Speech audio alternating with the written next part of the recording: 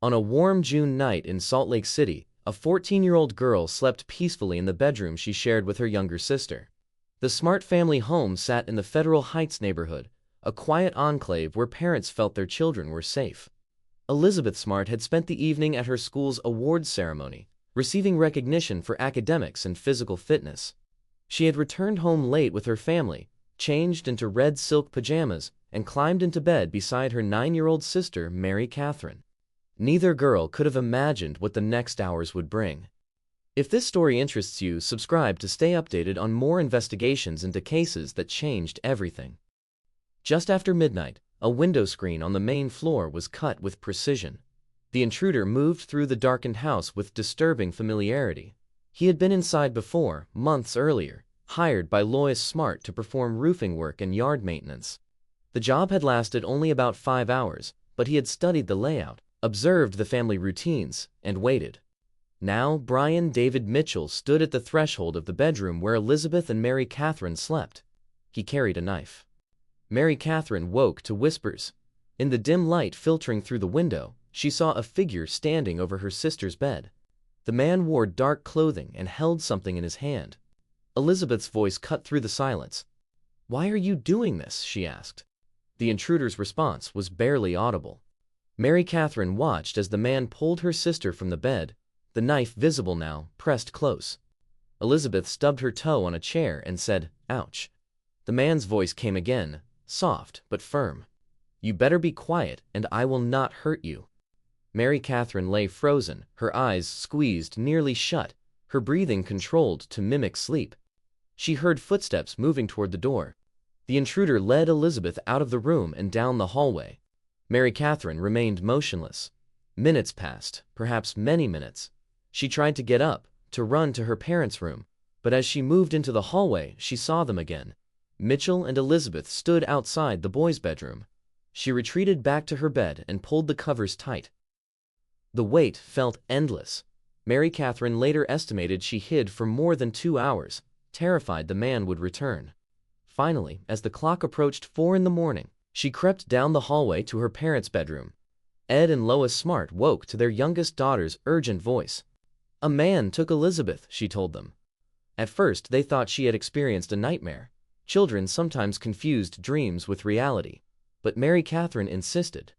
Ed Smart got up and walked through the house, checking rooms, looking for signs of disturbance. He found the cut window screen.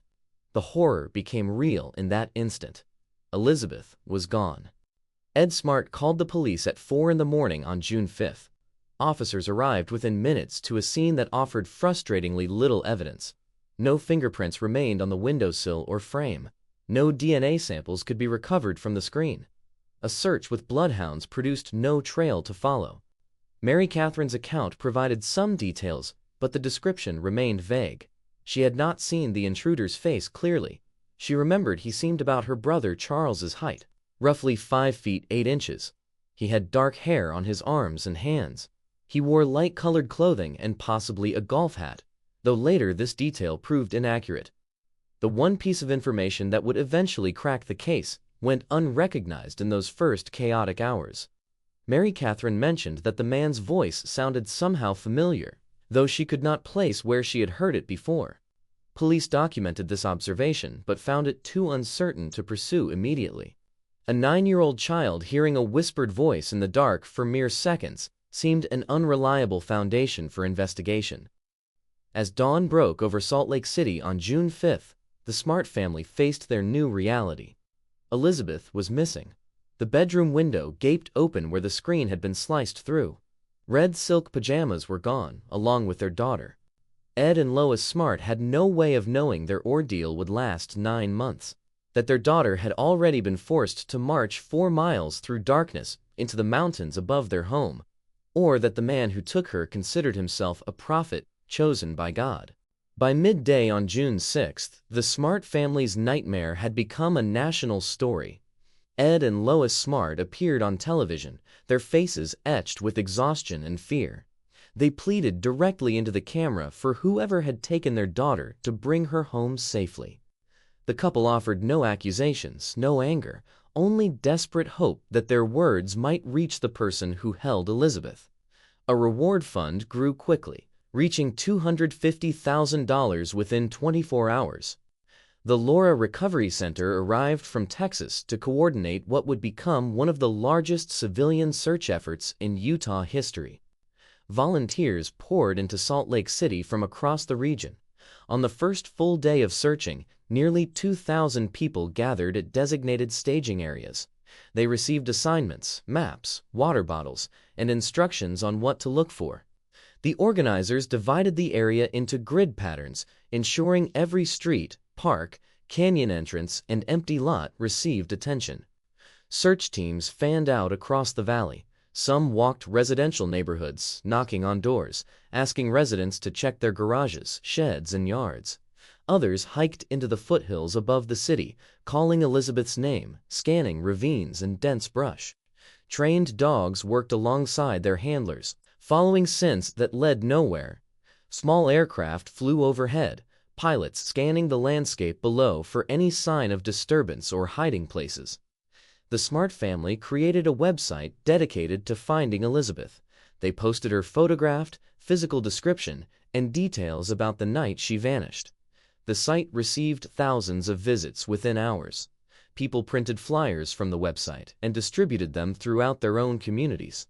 Elizabeth's face appeared in shop windows, on telephone poles, at bus stops.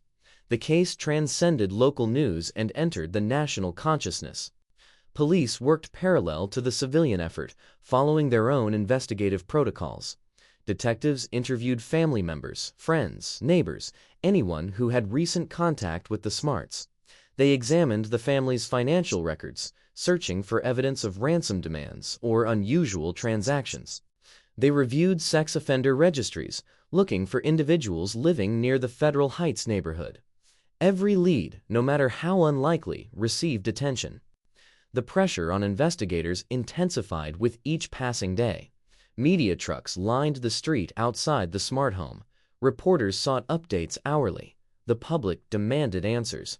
But the evidence remained maddeningly sparse. The cut window screen told them how the intruder entered, but provided no fingerprints or DNA. Mary Katherine's description of the kidnapper offered general characteristics, but nothing specific enough to narrow the suspect pool significantly. On June 7th, investigators received a tip about a milkman named Brett Michael Edmonds, who had been seen acting suspiciously in the neighborhood. The focus shifted immediately to finding Edmonds. His photograph circulated alongside Elizabeth's. On June 21st, police located Edmonds at a hospital in Martinsburg, West Virginia. They questioned him extensively and cleared him of involvement. The investigation then turned to Richard Ricci, a handyman with a criminal history who had worked for the Smart family. Ricci had been in jail since June 14th on an unrelated parole violation. Police searched his property and found items taken from the Smart home during a previous burglary. On July 24th, Ricci was formally charged with theft from the Smart residence. He denied any involvement in Elizabeth's disappearance. Investigators continued to view him as a person of interest, despite his protestations of innocence. As June became July, and July stretched into August, the massive ground searches gradually diminished. The Laura Recovery Center redirected its resources to other missing children cases. Daily volunteer numbers dropped from thousands to hundreds to dozens. The initial urgency gave way to a grinding, persistent dread. The Smart family maintained their public presence, refusing to let Elizabeth's story fade from headlines. But hope grew thinner with each sunrise that brought no news. The investigation into Elizabeth Smart's disappearance quickly became a study in frustration. Every promising lead dissolved under scrutiny. Every suspect cleared after intense questioning. The Salt Lake City Police Department found itself pursuing shadows while a 14-year-old girl remained missing and the public demanded results. Richard Ricci emerged as the primary focus of investigative attention through the summer of 2002. The 48-year-old handyman had worked briefly at the Smart home in November 2001, helping with roofing and yard work. His criminal record included theft, burglary, and drug offenses. And the month after working for the Smarts, Ricci had stolen items from their home during a separate incident. Police discovered this theft while investigating Elizabeth's abduction and charged him accordingly on July 11th. Detectives believed Ricci fit the profile. He knew the house layout. He had opportunity and means. His past demonstrated a willingness to violate boundaries and take what did not belong to him. Officers questioned him repeatedly about the night of June 5th. Ricci maintained his innocence regarding the kidnapping, though he admitted to the earlier burglary. He had been in jail on a parole violation since June 14th, but that did not eliminate him from suspicion for crimes committed before his incarceration. The media latched on to Ricci as the likely culprit. His photograph appeared alongside Elizabeth's in news coverage. Reporters detailed his criminal history, his connection to the family, his arrest. Public opinion hardened against him. Many assumed his guilt, even as police continued gathering evidence. The pressure mounted on investigators to build a prosecutable case linking Ricci to the abduction. On August 27th, Ricci collapsed in his cell at the Utah County Jail. Medical staff rushed him to a hospital, where doctors determined he had suffered a massive brain hemorrhage. He fell into a coma. 3 days later, on August 30th, Richard Ricci died without regaining consciousness. He never faced charges related to Elizabeth's disappearance because investigators never accumulated sufficient evidence to file them. Ricci's death created a vacuum in the investigation. For nearly 3 months, detectives had focused their primary efforts on building a case against him.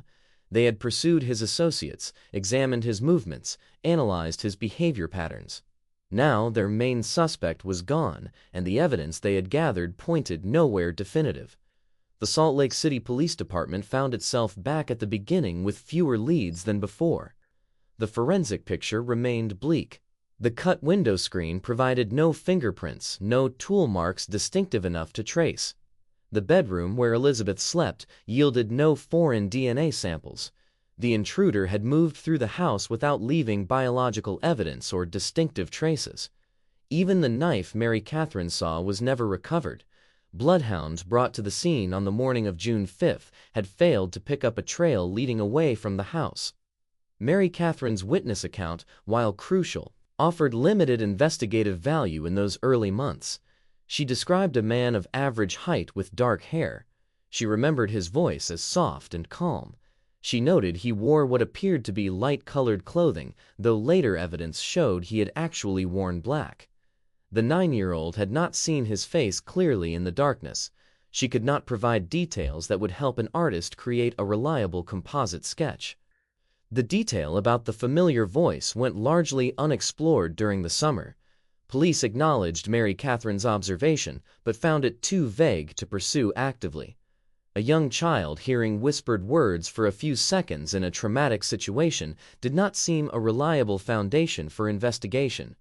Detectives documented the information and moved on to more concrete leads. By September, the intensive daily police briefings with the Smart family had ended. Officers no longer provided regular updates because there were no significant developments to share. The hundreds of tips that flooded in during June and July had dwindled to a trickle. Each tip received attention, but most led nowhere. Some callers reported seeing girls who resembled Elizabeth in other states. Police followed up on every sighting. None proved legitimate. The investigation had interviewed hundreds of potential suspects. Officers questioned registered sex offenders throughout the Salt Lake Valley. They examined alibis, reviewed criminal histories, conducted surveillance. Every person of interest was eventually cleared. The massive effort had consumed thousands of investigative hours and produced no viable suspect after Ricci's death. Ad and Lois Smart faced an impossible reality. Their daughter had vanished without a trace. The person who took her had left almost no evidence behind. The primary suspect had died before police could determine his involvement or innocence. Months had passed with no ransom demand, no body discovered, no witnesses coming forward with useful information. The investigation continued, but momentum had stalled completely. What happened to Elizabeth Smart during those first hours after her abduction would only become known years later through court testimony. The details emerged slowly, painfully, as she recounted what she later called 9 months in hell. Mitchell forced her to walk 4 miles through darkness wearing only the red silk pajamas she had been sleeping in. He threatened to eliminate her entire family if she tried to escape or call for help. Elizabeth believed him. They arrived at a crude camp hidden in Dry Creek Canyon, just miles from the Smart family home. Wanda Barzee waited there, Mitchell's wife and willing accomplice. The camp consisted of little more than a tent and basic supplies. Barzee immediately began preparing Elizabeth for what Mitchell called a wedding ceremony. She washed the girl's feet and ordered her to change out of her pajamas into a robe. When Elizabeth refused, Barzee threatened her. Elizabeth complied. Mitchell performed a ceremony he claimed would seal Elizabeth to him as his wife. He called it a marriage ordained by God, part of divine revelation he said he had received. Immediately after declaring them married, Mitchell assaulted her. The violence would continue almost daily for the entire 9 months of captivity. Barzee not only witnessed these assaults, but actively encouraged them, sitting beside Elizabeth and telling Mitchell to continue. Mitchell had given himself the name Immanuel David Isaiah, claiming to be a prophet chosen by God. He told Elizabeth she was blessed that he had selected her, that she should feel grateful for the honor. He insisted he would eventually take 7 wives, then multiply that number by 7. Elizabeth was to be the first of many virgin brides he planned to kidnap. He spoke of battles against the Antichrist and preparations for the second coming of Christ. His delusions blended religious language with unrestrained lust.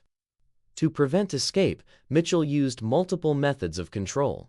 He shackled Elizabeth to trees with a metal cable around her leg, allowing only limited movement outside the tent he called Immanuel's altar.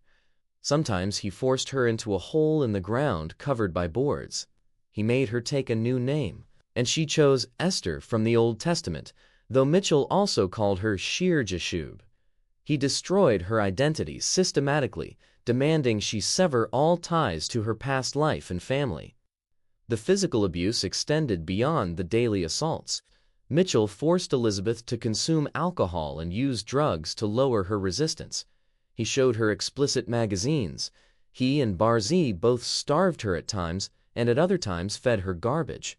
The couple provided minimal food and water, keeping Elizabeth weak and compliant. She developed a strategy of mental survival, separating herself emotionally from what was happening to her body. Barzee proved as dangerous as Mitchell. Elizabeth would later describe her as the most evil woman she had ever encountered. Barzee facilitated every aspect of the abuse. She helped Mitchell control Elizabeth through threats and manipulation. She used religion as a weapon, insisting that God approved of everything Mitchell did. When Elizabeth showed signs of resistance, Barzee reinforced Mitchell's threats about killing the Smart family. Mitchell's behavior combined calculated cruelty with bizarre religious performance. He claimed to receive regular revelations from God about their activities. One revelation declared he should drink as much alcohol as he wanted. Another specified that women in his presence could not speak in public. He maintained rigid control over Elizabeth's movements, words, and even thoughts. He monitored her constantly, suspecting any attempt at independence. The camp in Dry Creek Canyon served as Elizabeth's prison for the first months. Mitchell had chosen the location carefully. It sat close enough to civilization that he and Barzee could walk to areas where they panhandled for money, but remote enough that Elizabeth's presence went undetected. Search parties had passed within miles of the camp during those massive volunteer efforts in June, but the dense terrain and Mitchell's precautions kept them hidden. As summer progressed, Mitchell forced Elizabeth to accompany him and Barzee on trips into Salt Lake City. He disguised her in robes and veils that covered her completely. The garments served multiple purposes.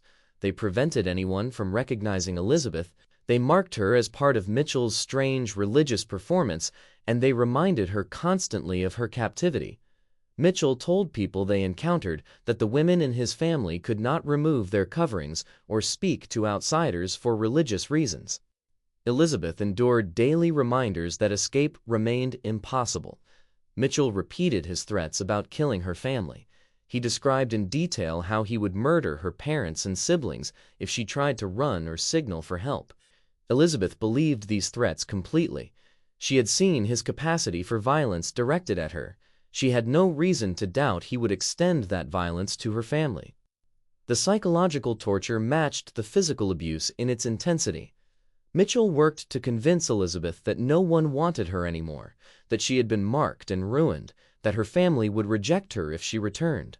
He told her she belonged to him now, that God had given her to him, that resistance meant defying divine will. He mixed these lies with his delusions about prophecy and destiny. By late summer, Mitchell decided to relocate. He claimed to have received a revelation that they should travel to California to search for additional wives. The decision meant Elizabeth would be taken even farther from home, from any possibility of rescue, from the massive search efforts that had dominated the news for months. The most haunting aspect of Elizabeth Smart's captivity was how often she appeared in public while the entire nation searched for her. Mitchell's strategy of hiding her in plain sight proved devastatingly effective. He dressed Elizabeth in full-length robes and veils that covered everything except her eyes. He instructed her to remain silent in the presence of others. He created a religious persona that made people uncomfortable asking questions. In August 2002, roughly 2 months after the abduction, Mitchell took Elizabeth and Barzee to the Salt Lake City Public Library. He wanted to research potential locations in California where he might find additional wives to kidnap. The three entered the library wearing their distinctive religious garments. A patron noticed them immediately. Something about the veiled girl troubled this observer enough to call police. Detective Bill Ricci responded to the library and approached the unusual trio.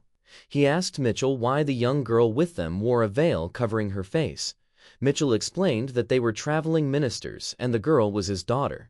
He claimed their religion prohibited women from removing their coverings or speaking in public. Barzee sat silently beside Elizabeth at a table. When the detective pressed for more information, Barzee gripped Elizabeth's leg under the table, a clear warning to stay quiet. Elizabeth later testified that she wanted desperately to reveal herself in that moment. She sat mere feet from a police officer who could end her nightmare, but fear paralyzed her. Mitchell had spent weeks conditioning her to believe that any attempt at escape would result in her family's murder. She felt Barzee's hand tightening on her leg. She remained silent behind the veil while Detective Ricci asked questions that came agonizingly close to the truth. The detective eventually accepted Mitchell's religious explanation and left. Elizabeth watched hope walk out the door. She felt crushing disappointment mixed with guilt. She was angry at herself for not speaking up, angry at the detective for not pushing harder, devastated that such a close opportunity had slipped away. Mitchell praised her afterward for remaining obedient. He reinforced the idea that God approved of their arrangement. The library encounter prompted Mitchell to increase security measures. He forced Elizabeth to wear a veil that covered even her eyes, telling her the world was not ready for the light he claimed shone from them. The experience also accelerated his plans to leave Utah. Within weeks, he decided they would travel to San Diego County in California. Before departing Salt Lake City, Elizabeth appeared in other public settings. She visited grocery stores with Mitchell and Barzee, always veiled, always silent. She attended a party where someone photographed her standing next to Mitchell and another guest. The image showed her completely covered in robes. No one at the gathering suspected the religious woman in the photograph was the missing teenager whose face appeared on flyers throughout the city. In September 2002, Mitchell relocated the group to California. They established camps in dry creek beds near Lakeside in San Diego County. Mitchell moved frequently, often in the middle of the night, claiming revelations from God directed these movements. The pattern of abuse continued unchanged. Elizabeth endured the same daily assaults, the same threats, the same systematic destruction of her identity. California offered no respite from the public encounters that tormented Elizabeth. On February 12, 2003, Mitchell was arrested in El Cajon for breaking into a church. He spent several days in jail. The arrest should have been the moment when authorities discovered Elizabeth's identity. Police had Mitchell in custody. His photograph had circulated nationally as a suspect in her abduction, but officers in California did not recognize him as the man wanted in Utah. They processed him on the local charge and released him. During Mitchell's incarceration, Elizabeth and Barzee remained at their camp with almost no food. They grew so weak they could barely walk the 5 feet to the bucket they used as a toilet. Elizabeth went a full week without eating. Barzee showed no mercy during this period, offering no comfort or additional rations. When Mitchell finally returned, he brought a candy bar but provided no explanation for his absence. Throughout the months in California, Mitchell continued his attempts to kidnap additional girls. He tried to abduct a 12-year-old daughter of a Mormon church leader but failed. Each unsuccessful attempt increased his frustration. He later told Elizabeth that God had decided they were not ready to receive another wife. The delusion that divine approval guided his crimes remained unshakable. By early March 2003, Mitchell claimed another revelation instructed them to return to Utah. They began the journey back to Salt Lake City, hitchhiking and walking. They passed through Las Vegas, where a police officer approached them in a fast food restaurant. But the officer was searching for a different missing child, a young boy. He questioned Mitchell briefly and moved on without recognizing Elizabeth. 4 months after Elizabeth vanished, Mary Katherine Smart woke with sudden clarity. She was lying in bed in October 2002 when the memory crystallized. The voice she had heard that terrible night in June belonged to someone she knew. The man who took her sister was the worker their mother had hired months earlier to fix the roof and rake leaves. His name was Immanuel. Mary Katherine went immediately to her parents with this realization. She explained that the soft-spoken intruder's voice matched the homeless man who had worked at their house for about 5 hours in late 2001. Ed and Lois Smart listened carefully to their 9-year-old daughter's account. The identification seemed improbable on its surface. The worker had spent such a brief time at their home. Months had passed between his employment and the abduction. Mary Katherine had heard the kidnapper speak only a few whispered words in darkness. The family brought this information to the Salt Lake City Police Department. Investigators received the lead with obvious skepticism. The notion that a 9-year-old could accurately identify someone based on voice alone after such a long delay struck detectives as unreliable. They had pursued hundreds of tips over the summer. Most had led nowhere. The department's primary focus remained on Richard Ricci until his death in late August, and even after that, police struggled to shift their investigative framework completely. The Smart family refused to accept police reluctance. If Mary Katherine said she recognized the voice, they believed her. Ed Smart hired a forensic sketch artist to work with family members who remembered what Immanuel looked like. The Smarts had interacted with him during his brief employment. They recalled his appearance, his manner, his general features. The sketch artist translated their descriptions into a composite drawing. For months, the Smart family pushed to have the sketch released publicly. Police resisted. They viewed the identification as too uncertain to warrant major publicity. The department had been burned by false leads before. Releasing a sketch based on such a thin connection risked sending the investigation down another dead end. The friction between the Smart family and law enforcement grew as weeks passed without progress. The family finally took matters into their own hands. On February 3, 2003, they released the sketch independently. The image showed a bearded man with long hair and intense eyes. The caption identified him only as someone known as Immanuel who had worked briefly for the Smart family. Ed and Lois Smart appeared at a press conference explaining why they believed this man might be connected to Elizabeth's disappearance. Chris Thomas, the family spokesperson, provided the sketch to America's Most Wanted. The popular television program featured the drawing in multiple episodes across 3 weeks in February. Millions of viewers saw the composite image. The show's host, John Walsh, appealed directly to anyone who recognized the man to contact authorities immediately. On February 15th, the broadcast reached the right audience. Members of Brian David Mitchell's own family saw the sketch and recognized him instantly. Despite his changed appearance and adopted religious persona, relatives knew the face in the composite drawing belonged to Mitchell. They contacted police and provided recent photographs showing Mitchell with long hair and a beard, dressed in white robes. The photographs proved invaluable. Police now had an actual face to match with the sketch.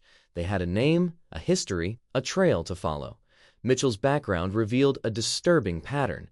He had a criminal record, including indecent exposure as a teenager. His ex-wives reported abuse. His children from previous marriages described an unstable, manipulative father who claimed religious authority for his actions. Investigators learned that Mitchell called himself a prophet. He and his wife, Wanda Barzee, had been excommunicated from the LDS Church for their extreme beliefs. The couple had been seen panhandling in downtown Salt Lake City, always dressed in distinctive robes, always performing their religious street preaching routine. Multiple people remembered encountering them over the years. The pieces suddenly fit together. The religious garb explained how Mitchell could hide Elizabeth in public. His history of sexual offenses and abuse aligned with the nature of the crime. His familiarity with the smart home from his brief employment provided opportunity. Everything Mary Katherine had remembered pointed directly at him. Police released Mitchell's photograph to media outlets nationwide.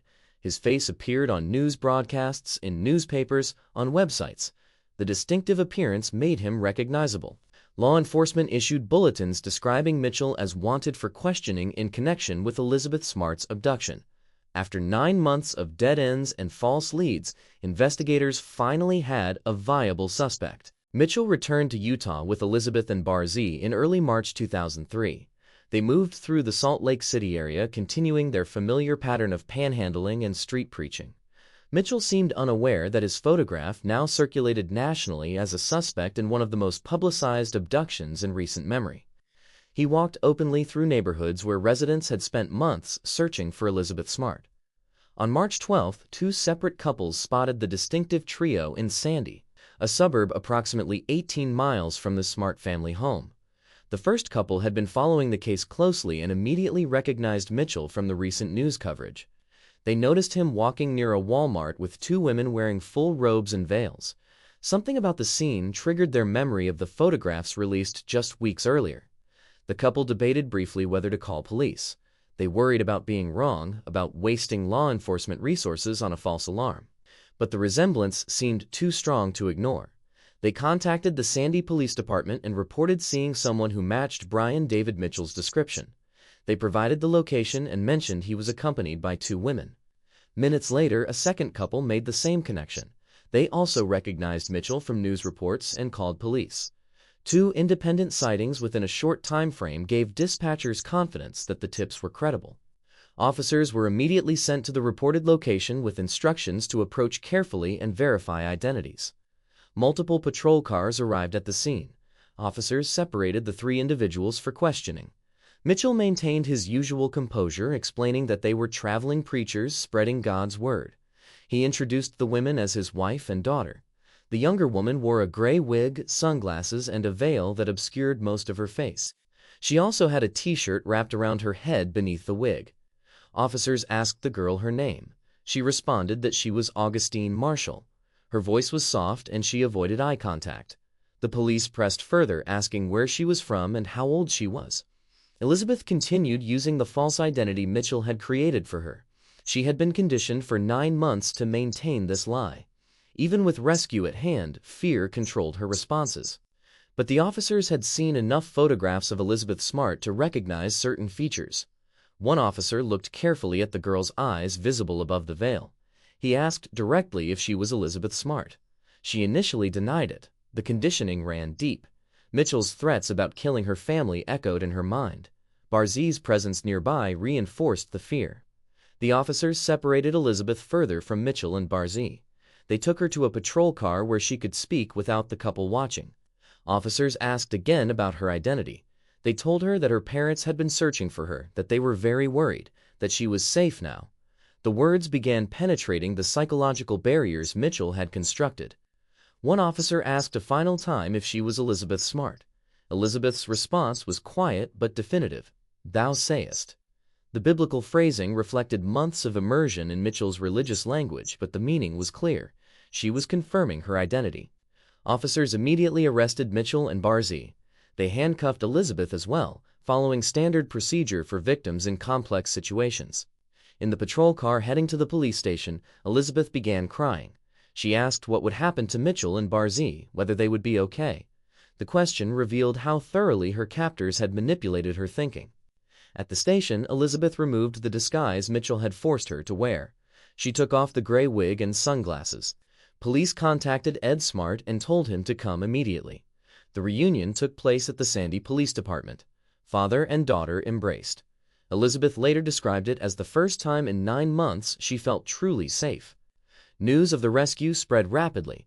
Media outlets interrupted regular programming to announce that Elizabeth Smart had been found alive.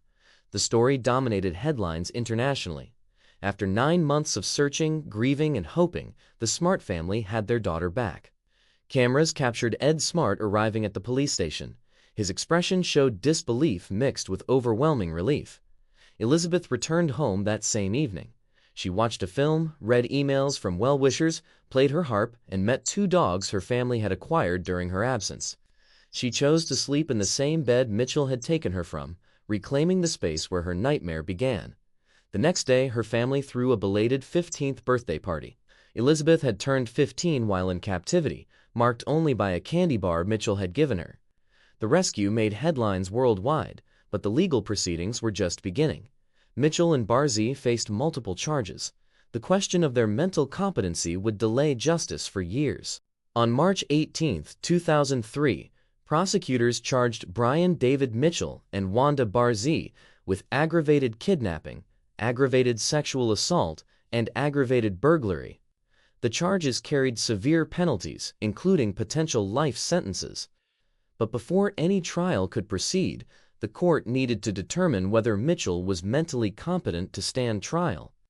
His claims of being a prophet, his bizarre courtroom behavior, and his religious delusions raised immediate questions about his fitness to participate in his own defense. The court ordered a competency evaluation. Mitchell was sent to the Utah State Hospital for psychiatric assessment. Defense attorneys argued that their client suffered from severe mental illness that prevented him from understanding the charges against him or assisting in his defense. The evaluation process would consume years and become one of the most contentious aspects of the entire legal saga. Dr. Stephen Golding, a psychologist hired by the defense, evaluated Mitchell extensively. Golding concluded that Mitchell's religious beliefs transcended mere zeal and entered the realm of delusion. He found that Mitchell genuinely believed he was a prophet receiving direct revelations from God.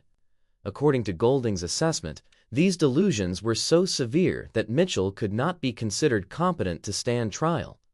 The psychologist recommended continued treatment at the state hospital. In 2004, a judge reviewed the evaluations and disagreed with Golding's conclusions. The court found Mitchell competent to stand trial. Plea negotiations began immediately.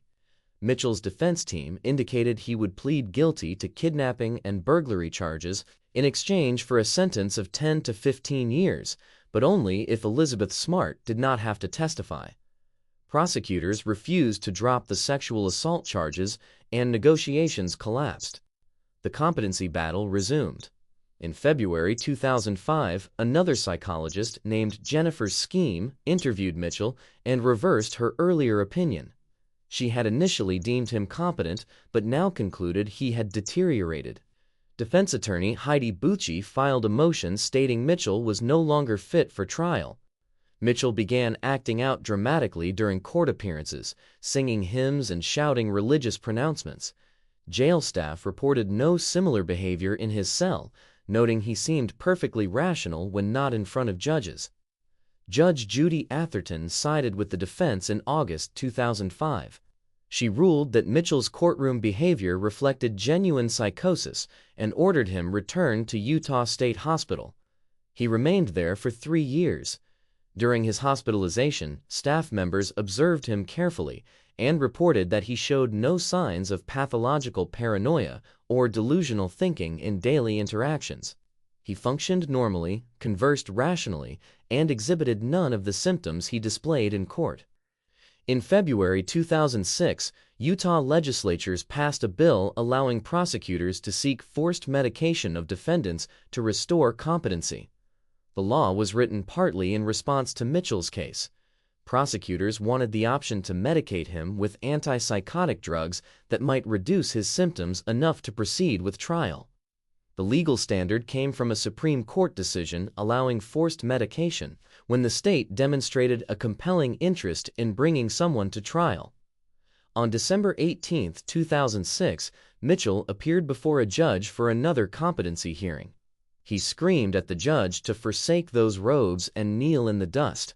The outburst convinced the court once again that he remained unfit for trial. Doctors had been treating Mitchell without medication, hoping therapeutic intervention alone might restore competency. After this incident, prosecutors seriously considered requesting permission to forcibly medicate him. The competency debate stalled in state court through 2007 and 2008. Legal arguments focused on whether forcing psychiatric medication violated Mitchell's constitutional rights.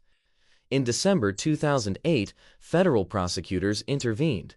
They moved the case to United States District Court for the District of Utah, charging Mitchell with federal crimes, including kidnapping and transporting a minor across state lines for illegal sexual activity. Federal jurisdiction offered different legal frameworks for addressing competency issues. The case essentially started over in a new venue with new procedures. Federal court held extensive competency hearings in October and November 2009. Elizabeth Smart testified during these proceedings. She described Mitchell as smart, articulate, evil, wicked, manipulative, sneaky, slimy, selfish, and greedy. She stated clearly that he was not spiritual, not religious, and not close to God despite his claims. Her testimony aimed to counter the defense narrative that Mitchell's religious delusions controlled his behavior. Dr. Noel Gardner testified for the prosecution. He maintained that Mitchell was fully aware of his actions and deliberately attempting to deceive the court. Gardner's evaluation found Mitchell capable of understanding legal proceedings and assisting his attorneys. He believed the dramatic courtroom performances were calculated acts designed to avoid criminal responsibility. Dr. Michael Wellner provided perhaps the most comprehensive evaluation. He reviewed 210 sources and conducted 57 separate interviews, including sessions with Mitchell, Barzee, family members, and Elizabeth Smart. His report spanned 206 pages. Wellner diagnosed Mitchell with pedophilia, antisocial personality disorder, narcissistic personality disorder, malingering, and alcohol abuse. He concluded that Mitchell was competent to stand trial and used religious expression strategically to manipulate people into overlooking his calculated criminal behavior. Defense expert Dr. Richard Ricci did not dispute these diagnoses. He acknowledged that Mitchell had antisocial and narcissistic traits, but Ricci argued that Mitchell also suffered from a fixed delusional disorder that genuinely impaired his judgment at the time of the crimes. The defense maintained that mental illness and criminal responsibility were separate issues. On March 1, 2010, Judge Dale Kimball ruled that Brian David Mitchell was competent to stand trial. Nearly 8 years after Elizabeth Smart's abduction, the case could finally proceed to a jury.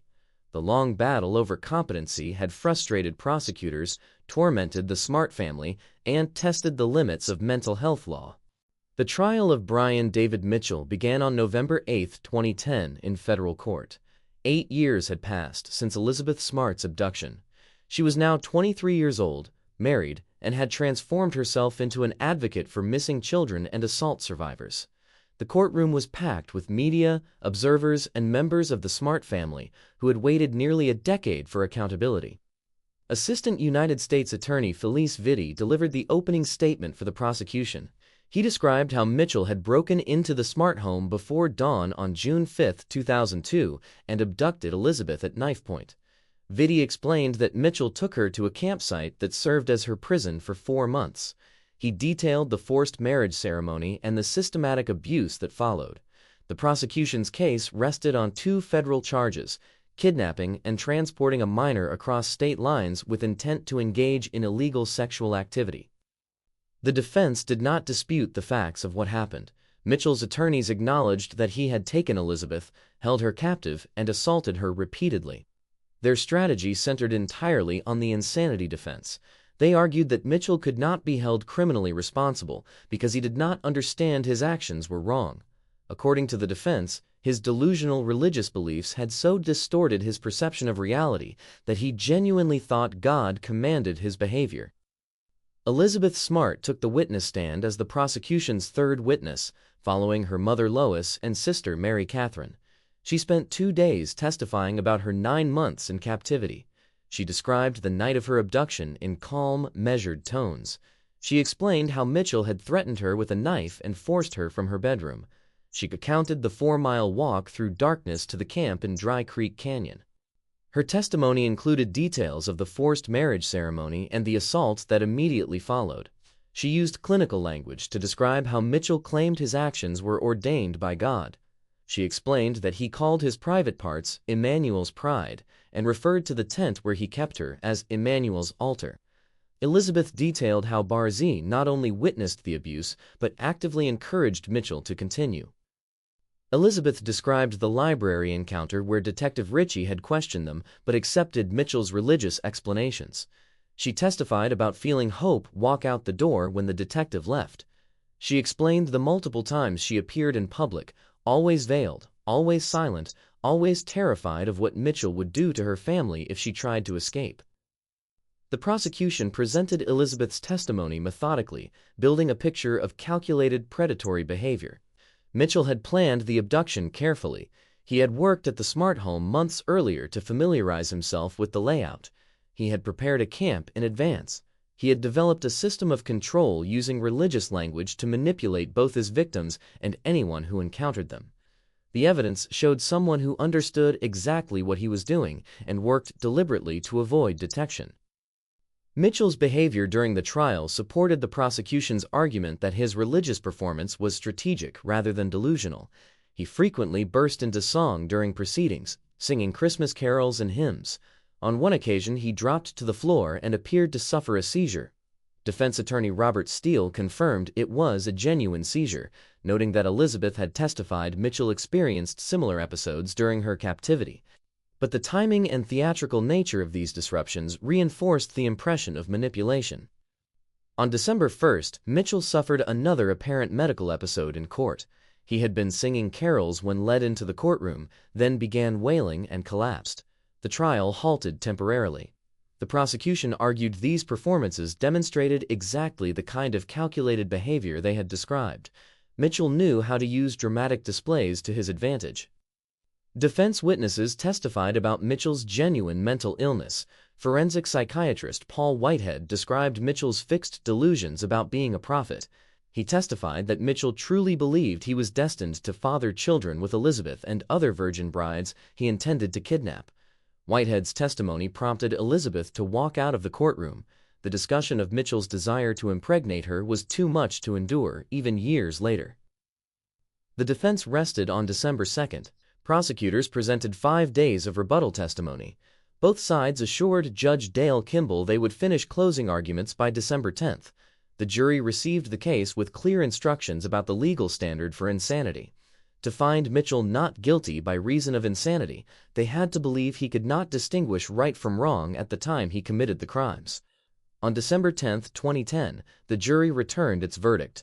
They found Brian David Mitchell guilty on both federal counts: kidnapping and transporting a minor across state lines for illegal sexual activity. The Smart family received the verdict with quiet relief. Ed Smart embraced his daughter outside the courtroom. Elizabeth released a statement expressing gratitude that justice had finally been served. She acknowledged the long wait, but emphasized that the guilty verdict validated what she had always known: Mitchell was responsible for his choices. Judge Kimball scheduled sentencing in May 2011. Mitchell faced mandatory life imprisonment with no possibility of release. The verdict brought closure to one aspect of the ordeal, though the legal proceedings involving Wanda Barzee would continue separately. On May 25, 2011, Judge Kimball formally sentenced Brian David Mitchell to life in federal prison with no possibility of release. Mitchell was transferred to United States Penitentiary Terre Haute in Indiana, a high-security facility where he would spend the remainder of his life. Wanda Barzee's legal journey followed a different path than her husband's. On November 17, 2009, she pleaded guilty in federal court to kidnapping and unlawful transportation of a minor. A judge sentenced her to 15 years in federal prison. She also pleaded guilty in state court to attempted kidnapping related to a plot to abduct Elizabeth's cousin about a month after the original abduction. The state sentence was set to run concurrently with her federal time. Barzee served her federal sentence at Federal Medical Center Carswell in Fort Worth, Texas. She received credit for time already served and was released from federal custody in 2016 with good behavior reductions. She was immediately transferred to Utah State Prison to begin serving her state sentence. Most observers, including the Smart family, expected Barzee to remain incarcerated until 2024 based on calculations by the Utah Board of Pardons and Parole. In September 2018, the Parole Board made a shocking announcement. After conducting a legal review of Barzee's sentencing, they discovered an error in their time calculations. Utah law required them to credit time Barzee spent in federal prison toward her state sentence because both sentences were meant to run concurrently. The board determined that Barzee would be released on September 19, 2018, more than 5 years earlier than previously scheduled. Elizabeth Smart learned of the impending release through news reports. She held a press conference on September 13 expressing her dismay and concern. Elizabeth stated that she knew the depth of Barzee's depravity and believed she remained dangerous. She pointed out that Barzee had refused to participate in mental health treatment while incarcerated. Elizabeth described how Barzee had not only assisted in the abduction, but had actively encouraged Mitchell during the assaults, sitting beside her and telling him to continue. The Smart family asked the parole board to reconsider the release. The board issued a statement explaining that Barzee could not legally be held beyond the length of her sentence. The calculation error had been corrected and the law required her release. The family then appealed to Barzee's relatives to have her civilly committed to the Utah State Hospital for mental health treatment. No family members pursued commitment proceedings. On September 19, 2018, 72-year-old Wanda Barzee walked out of Utah State Prison. She had served 9 years behind bars. Her release conditions included 5 years of federal supervision, mandatory mental health treatment, a registration as a sex offender, and a strict prohibition against any contact with the Smart family. Barzee's attorney, Scott Williams, stated at a press conference that his client posed no threat to the community. Elizabeth Smart posted on social media that she refused to live in fear despite Barzee's release. She acknowledged taking precautions to protect her family, but emphasized that she had already spent 9 months living in terror and would not do so again. She encouraged her followers to remain vigilant in watching over vulnerable members of their communities. In December 2018, news emerged that Barzee was living near a Salt Lake City elementary school. Utah law did not prohibit registered sex offenders from residing near schools, though it prevented them from entering school property. The revelation troubled many residents and renewed debates about sex offender monitoring and restrictions. On May 2, 2025, Barzee was arrested at her Salt Lake City home. Police charged her with violating her sex offender status by visiting Liberty Park and Sugar House Park in April. Utah law prohibits registered sex offenders from entering public parks. During questioning, the 79-year-old Barzee admitted to visiting both locations. She told officers she went to the parks to sit on benches and feed ducks. When asked why she violated her restrictions, Barzee claimed that God had told her to go to the parks. The arrest highlighted ongoing concerns about Barzee's mental state and compliance with supervision requirements. Ed Smart, Elizabeth's father, commented that Barzee's statement about God directing her actions demonstrated she still posed potential danger. The excuse of divine instruction echoed the same delusional framework that had enabled the original crimes. Elizabeth Smart built a life focused on advocacy and education following her rescue. She married Matthew Gilmore in 2012 after meeting during a Mormon mission in 2009. They have 3 children. Elizabeth founded the Elizabeth Smart Foundation, which works to prevent crimes against children and support survivors of abduction and assault. She travels internationally speaking about child safety, teaches self-defense courses, and advocates for legislation protecting vulnerable populations. The Elizabeth Smart case prompted Utah to adopt the Amber Alert system in April 2003, replacing the previously used Rachel Alert. The nationwide system improves coordination between law enforcement agencies and media outlets when children are abducted. The case also sparked discussions about sex offender monitoring, mental health treatment in the justice system, and support services for survivors.